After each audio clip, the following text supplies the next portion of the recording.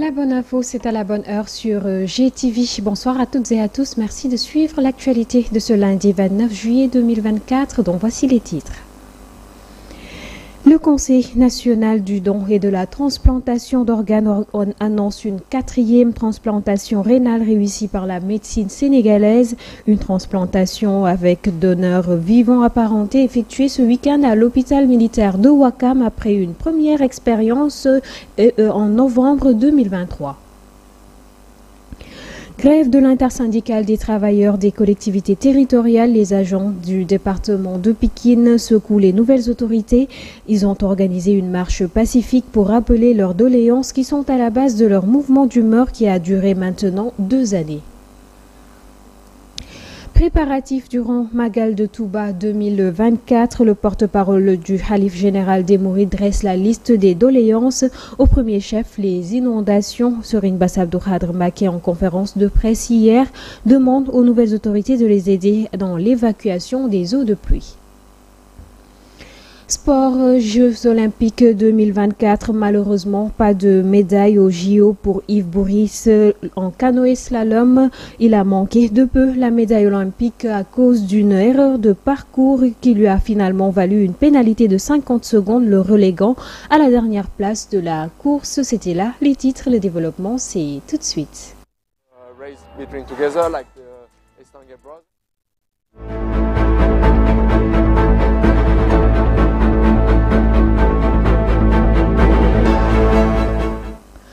Bonsoir mesdames, mesdemoiselles et messieurs. Nouveau drame ce matin sur la route nationale numéro 2 à hauteur du village de Palmeu entre Ngaïméré et Kébémer.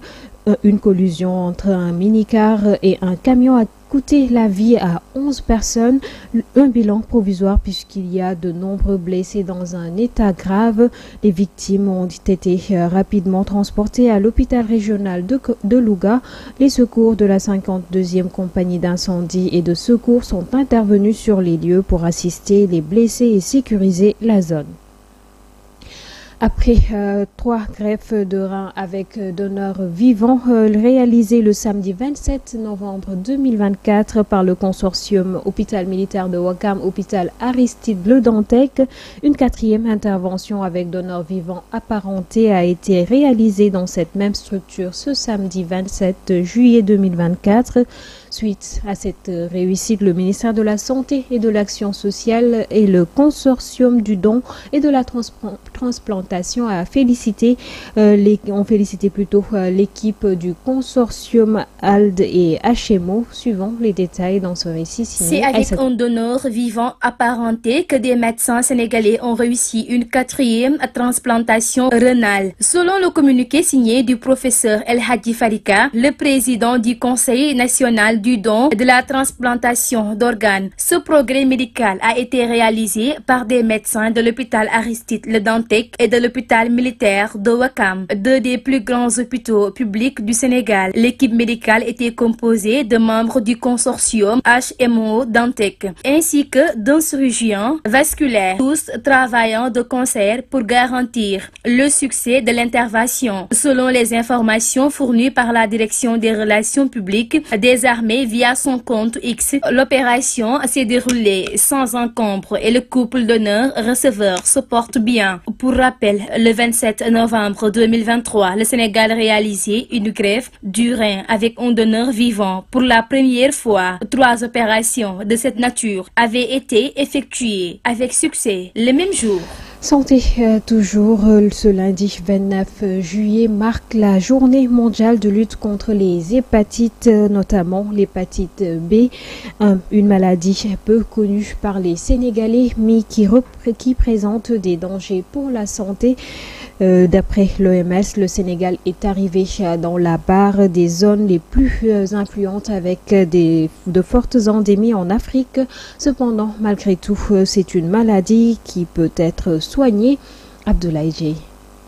La journée mondiale de lutte contre les hépatites est célébrée dans le monde. Au Sénégal, elle est célébrée ce 29 juillet. Parmi les hépatites, celle du virus de l'hépatite B reste méconnue par les Sénégalais et pourtant, il constitue un problème de santé publique à travers le monde. Un taux de prévalence de 10% est noté au Sénégal. À retenir aussi qu'elle peut entraîner d'autres maladies telles que le cancer du foie et de la cirrhose. Malgré les complications, l'hépatite B peut être prévenue par un dépistage précoce. Selon l'Organisation mondiale de la santé (OMS), le Sénégal est devenu une zone de forte endémie en Afrique si on se base sur la norme de l'Organisation mondiale de la santé indiquant que les pays qui ont une prévalence de plus de 8%, comme la plupart des pays de l'Afrique subsaharienne, de l'Asie du Sud-Est, sont des pays endémique. Aujourd'hui, avec 10% de prévalence, il est noté qu'un Sénégalais sur 10 est porteur chronique de l'antigène et donc infecté par l'hépatite B. Les modes de transmission sont les mauvaises pratiques de lutte contre les infections pendant les interventions médicales,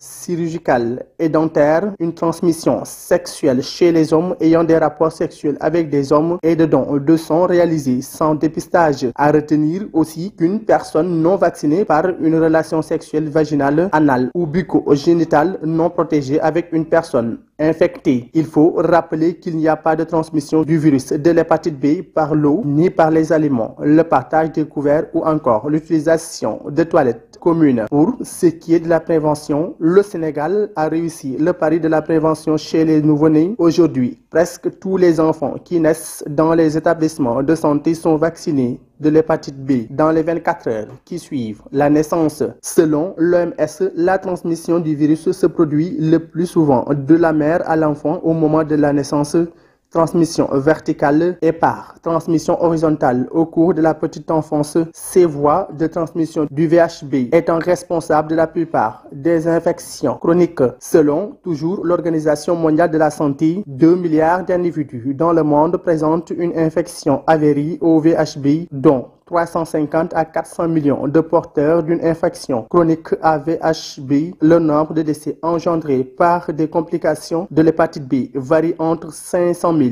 et 1 200 000 décès par an. Je vous l'annonçais en titre, presque 2 ans de grève sans solution. Les travailleurs, les agents des collectivités territoriales du département de Pikine ont organisé une marche pacifique. Ils ont voulu réitérer leur vieille doléance et interpeller les nouvelles autorités avant de les appeler à la négociation.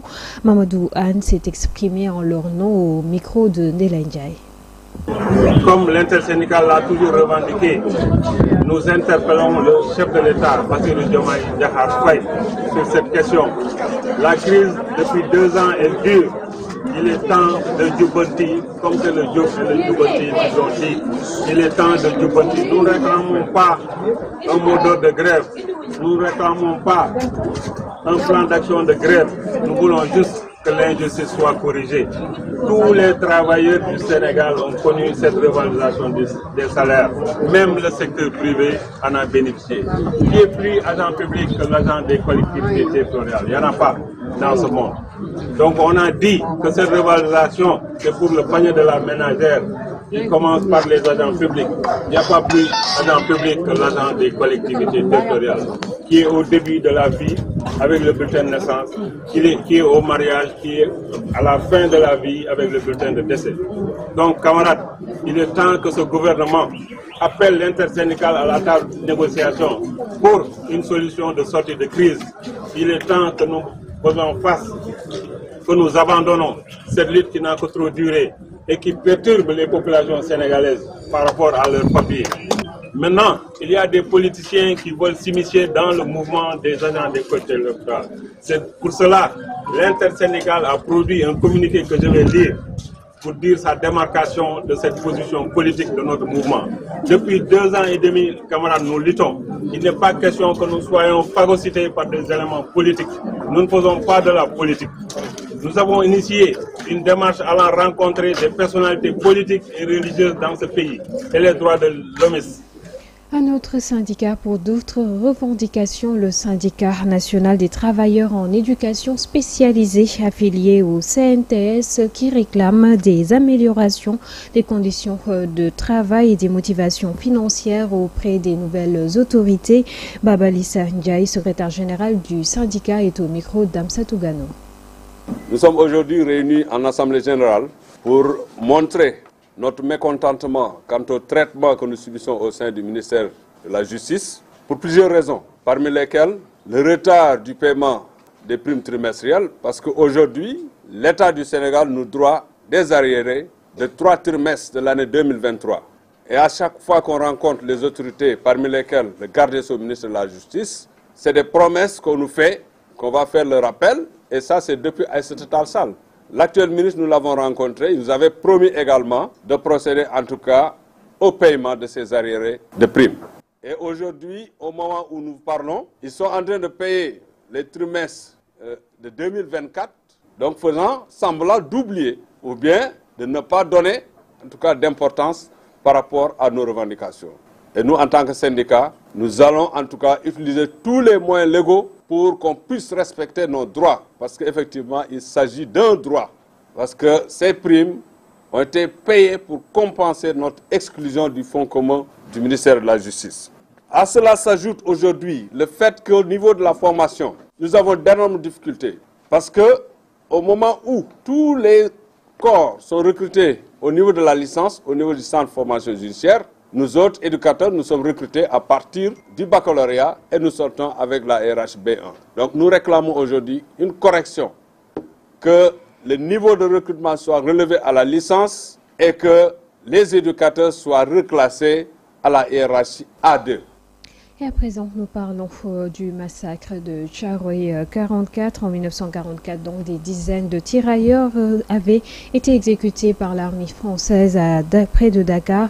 6 d'entre eux viennent d'être reconnus morts pour la France, mais beaucoup reste à faire pour comprendre justement les circonstances de ce drame. C'est ce que nous dit en tout cas Mam Awassal dans son récit. 4 Sénégalais, un Ivoirien et un soldat de la Haute-Volta devenu le Burkina Faso sont reconnus morts pour la France à titre posthume. Une décision prise le 18 juin dernier par l'Office national français des combattants et des victimes de guerre, soit 2 jours avant la première rencontre entre le nouveau chef de l'État sénégalais Bassirou Diomaye Faye et Emmanuel Macron à Paris. Alors que la France s'apprête à célébrer les 80 ans du débarquement de Provence.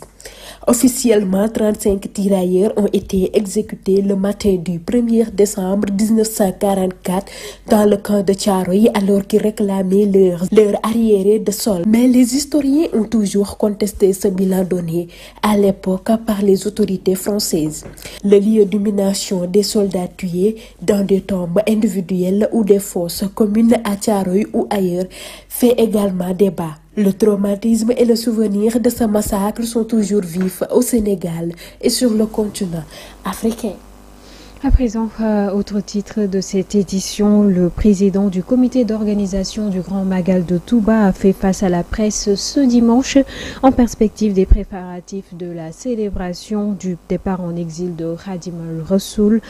Pour Serigne Bass Abdou Khadre, le phénomène des inondations à Touba est lié à un problème d'évacuation des eaux pluviales. Toutefois, le porte-parole de Serigne Mountakha Mbacké précise que Touba ne va pas mettre la pression sur l'État. Pour lui, le nouveau gouvernement ne peut pas régler ce problème en 4 mois. Ces propos sont recueillis par Touba comptait 10 maisons après le retour de Serigne Touba Khadim Rassoul. Les premiers assainissements datent de 100 ans et c'était l'œuvre de Serigne Saliou Mbacké. Donc, ce qu'il faut comprendre est que la ville sainte est trop en avance dans ce domaine, sinon tout le reste vient de mes propres idées. Il faut dire que le président Abdoulaye Wade a joué pleinement son rôle avant l'arrivée de son successeur Macky Sall en 2012. Pour rappel, la ville était confrontée à des problèmes d'inondation. À l'époque, le khalife Serigne Sidi Mokhtar Mbacké avait mis mis sur la table une somme d'1 milliard et avait invité les fidèles mourides à faire de même pour régler définitivement ce problème. Mais le président Macky Sall avait pris des engagements et c'est à partir de ce moment qu'il a commencé le travail jusqu'en 2019. Il faut aussi dire que 2 ans avant 2012, j'avais alerté les autorités pour leur dire que le Magal se fera en pleine hivernage d'ici les années à venir et aujourd'hui, le temps m'a donné raison. Malgré les efforts fournis par l'État, le problème persiste. Maintenant, nous avons de nouvelles têtes. Nous ne pouvons que faire un rappel, mais nous n'allons pas les mettre la pression, comme le disait Serigne Saliou.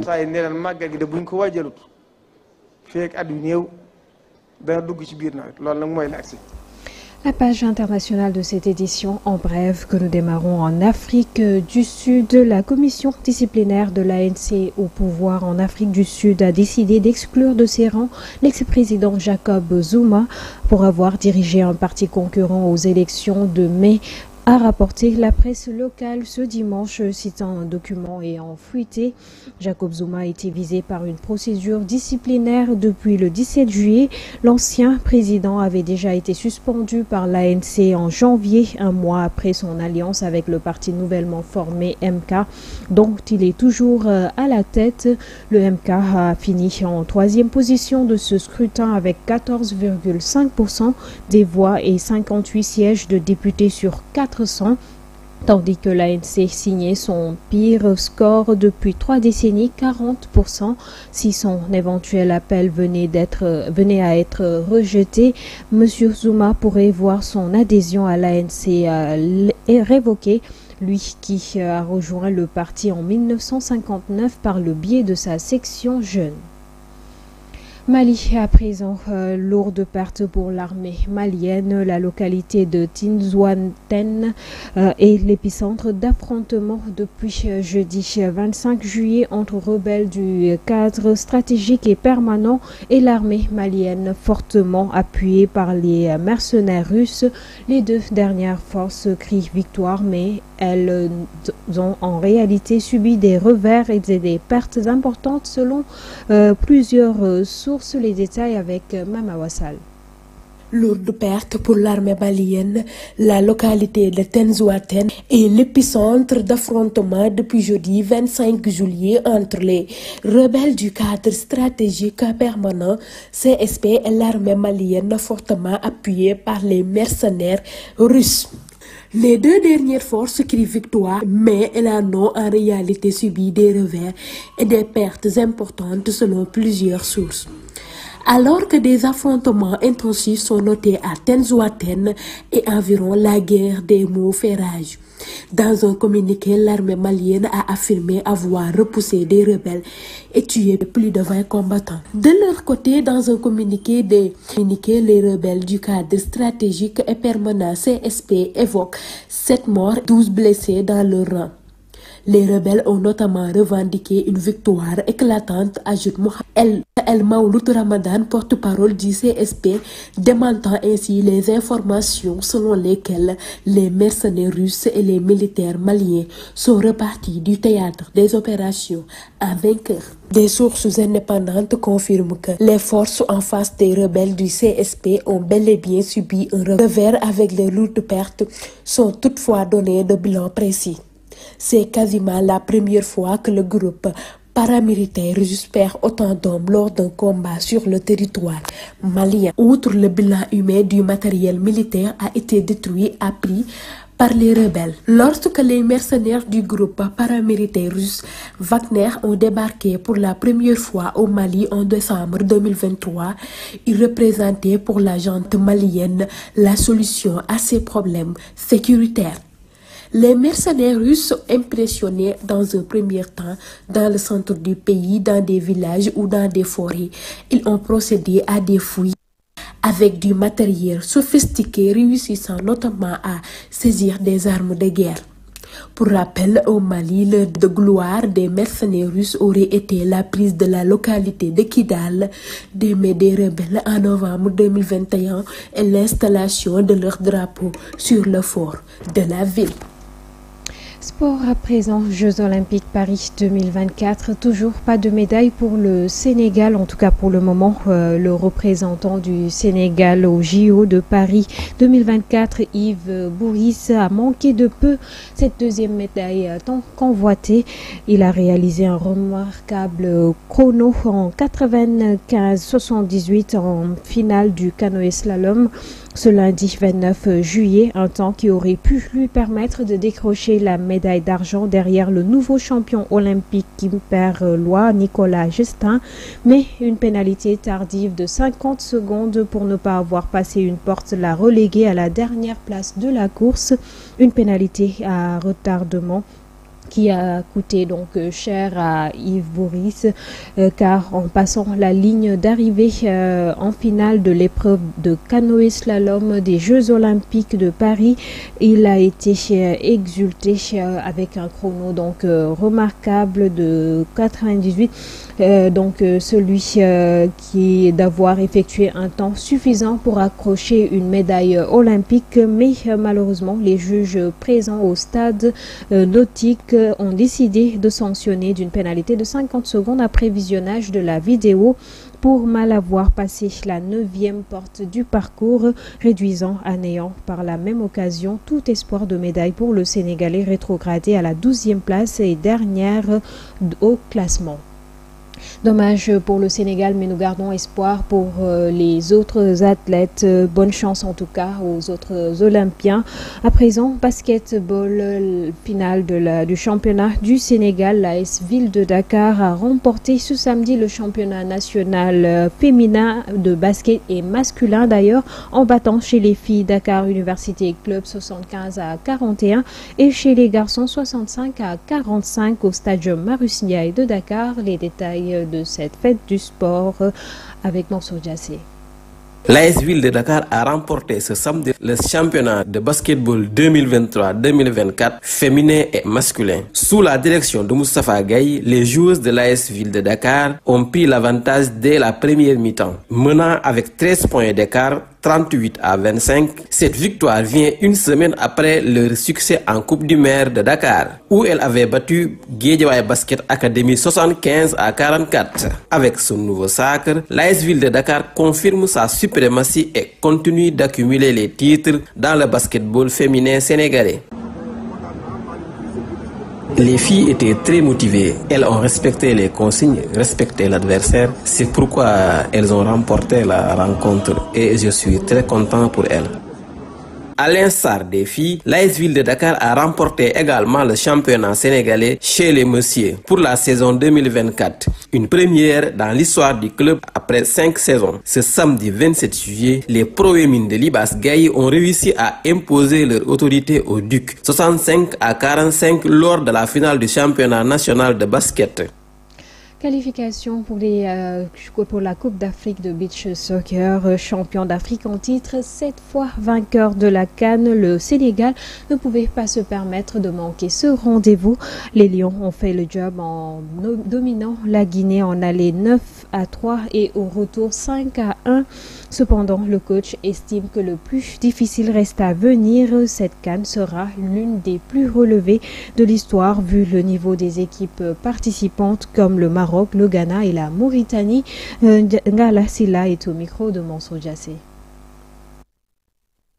Parce que yaakaar bi Sénégalais yi ba lire commentaire yi dafa à un certain moment jàppoon nañ ne. Nous rendons grâce à Dieu. À un certain moment, les Sénégalais pensaient que l'équipe était en fin de cycle, mais seul le travail paye. Je peux dire que jusqu'à présent, les Sénégalais restent accrochés à leur équipe. Bien vrai qu'on a gagné avec la manière, mais aussi on doit redoubler d'efforts. Le tournoi qui nous attend sera l'un des Coupes d'Afrique de beach soccer les plus difficiles. Ces genres de matchs qui sont presque piliers, il faut donner la chance aux jeunes. Quand on est entraîneur, c'est toujours comme ça et c'est la remise en cause tout le temps. Je rappelle, cette CAN sera très difficile. Il y a le Ghana, la Mauritanie qui est l'équipe surprise, le Maroc. Mais aussi, notre premier objectif reste de se qualifier d'abord à la Coupe du Monde avant de penser à gagner la Coupe. Il y a la Mozambique aussi, donc pour le tournoi du tournoi, vous mettez les dons. Mais voilà, c'est la fin de cette édition. Merci de l'avoir suivi. L'information revient demain. Pour ma part, je vous retrouverai dans la même heure, dans la bonne heure. D'ici là, portez-vous bien et excellente suite de programmes en compagnie de GTV. Bonsoir.